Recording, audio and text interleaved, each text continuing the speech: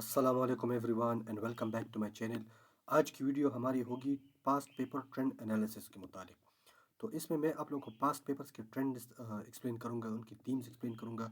तो चलिए अपनी स्क्रिप्ट की तरफ चलते हैं और शुरू करते हैं। अच्छा, past paper analysis, why past paper analysis matters.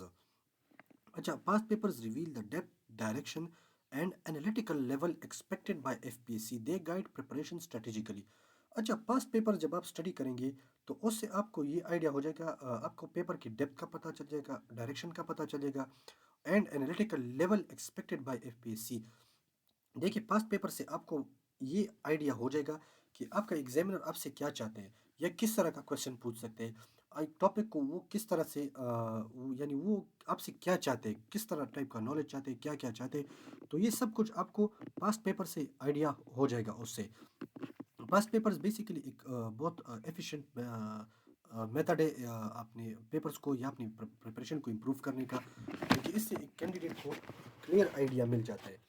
देखिए, टीम किस तरह आ सकते हैं, बैकग्राउंड किस तरह आ सकते हैं, टॉपिक्स कौन कौन से आ सकते हैं।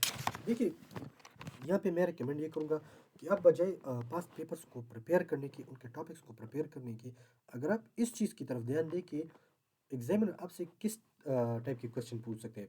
फ़र्ज़ करें, इंग्लिश ऐसे में मैंने जो नोट किए तो वो करंट इंटरनेशनल इशू खामखा पूछते हैं वो।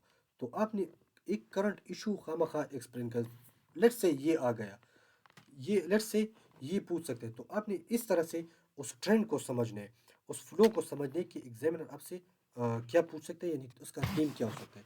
अच्छा, identifying repeated themes. Certain topics reappear in different forms. Recognizing patterns saves time and increases efficiency. तो देखिए, जैसे मैंने पहले कहा कि वो आपसे थीम का पूछेंगे कि थीम क्या आ सकते हैं, अपनी इसको अंडरस्टैंड करें।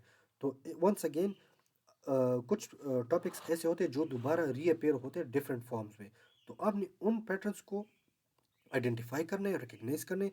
इससे आपका टाइम भी बच जाएगा और एफिशिएंसी भी आपकी इंक्रीज हो जाएगी, क्योंकि एग्जामिनर कभी कभार एक क्वेश्चन को मुख्तलिफ तरीके से दोबारा या दो बार या तीसरी बार भी पूछ सकते हैं एग्जाम में।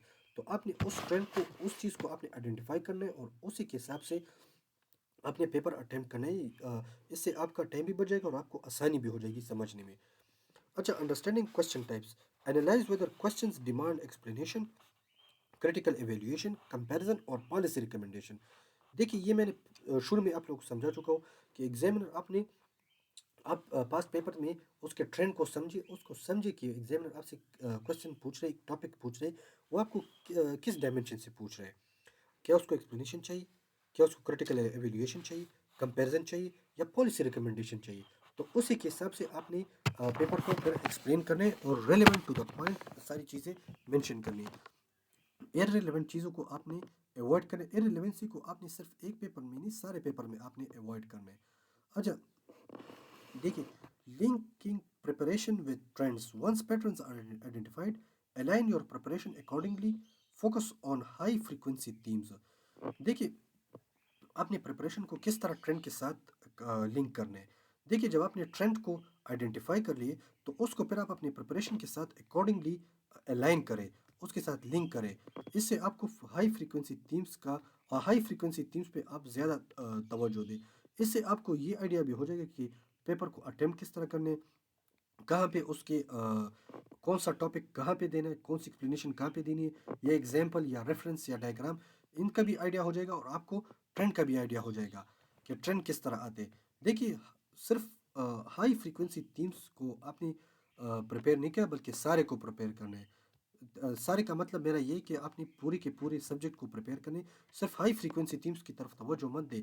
वो भी आ सकते हैं, उसको आप बेहतर प्रिपेयर कर सके, लेकिन ज़रूरी नहीं कि आपको आपसे वही सवाल, वही क्वेश्चन दोबारा पूछा जाए, आपसे कोई और भी पूछ सकते हैं। तो आपने फुली प्रिपेयर्ड जाने, आपने सिर्फ हाई फ्रीक्वेंसी थीम्स को सिर्फ एक्सप्लेन नहीं करना है, उनकी तरफ तवज्जो नहीं होना है, उनको भी प्रिपेयर करें, लेकिन प्रिपेयर आपने सारे टॉपिक्स को करने हैं। एक पेपर के आपने सारे टॉपिक्स को प्रिपेयर करने हैं।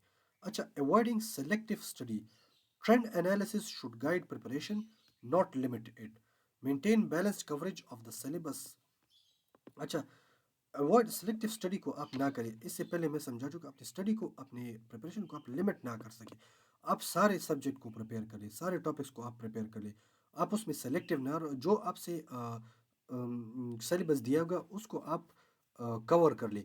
ये नहीं कि आप उसमें अपनी मर्ज़ी के टॉपिक्स छोड़े सेलेक्टिव हो।